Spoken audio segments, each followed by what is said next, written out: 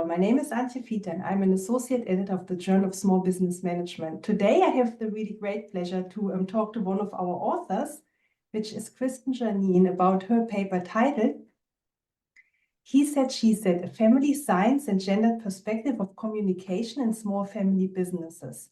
Kristen is an associate professor at the Middle Tennessee State University in the United States. The paper has been published online February 2024 in our journal. It was co-authored by her colleague, Professor Madison.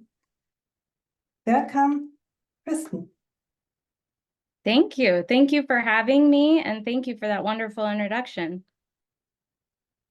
Great. So the first question would be, where did the idea for this paper come from? So Kinsey, Madison, and I both enjoy working together. We both enjoy working and researching on the family side of family business.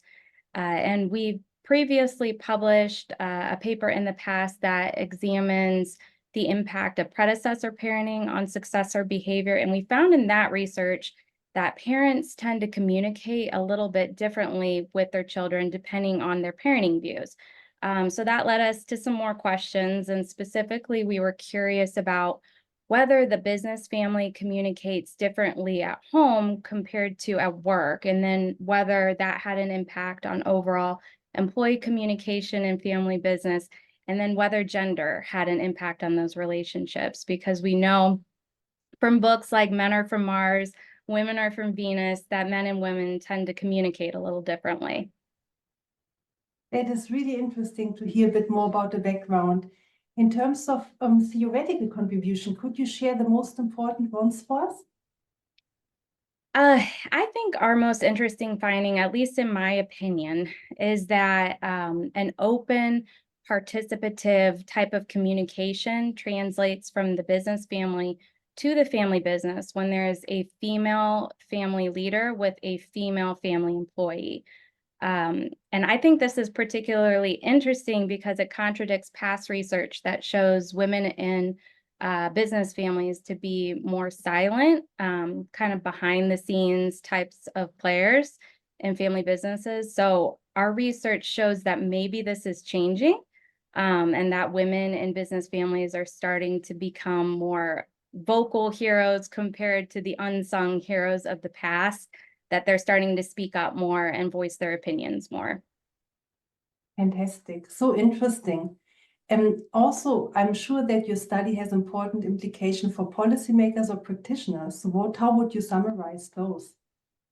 Yes, so practically speaking, our paper has shows some conditions that encourage and discourage employee communication in family business. If a family business has a condition that discourages employee communication, for example, a family business has a male family leader and a male family employee, and they need key communication from employees, they might want to consider using a setting outside of the family business, like a workshop or a retreat, in order to get that communication. Fantastic. So, Kristen, are there any other thoughts you would like to share with us about the research and the paper? Just Kinsey, Madison, and I are actually working on a practical translation of this very paper right now for familybusiness.org. That's kind of the next project, so stay tuned. But otherwise, we appreciate the opportunity for the interview. We appreciate Journal of Small Business Management publishing the piece. So just thank you for your time and for the interview. Thank you. I really appreciate your time and also that you share your research in the Journal of Small Business Management. I'm sure everyone wants to read the full version of it, which is available at the Taylor and Francis website of the Journal of Small Business Management. And once again, thank you so much for your time, Kristen. Really appreciate it. Thank you.